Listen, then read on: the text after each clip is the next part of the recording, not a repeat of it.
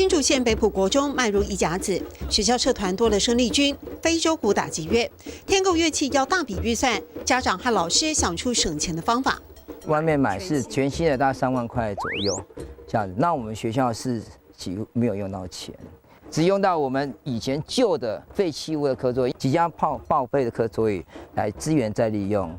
50张旧桌板做成一个非洲鼓鼓身，取代珍贵的块木，这样很好啊。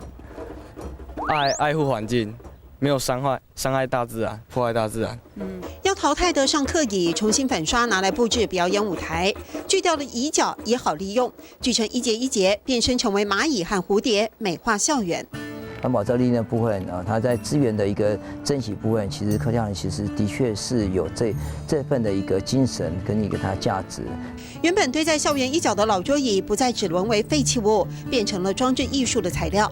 便宜冇上爱，便宜当做宝。别人不想要，我们当做宝，对。骗你某上爱，爱到懂几宝。透过装置艺术社团，老师家长们发想，学生手作，陆续完成1000只彩色蝴蝶，送老校友当礼物。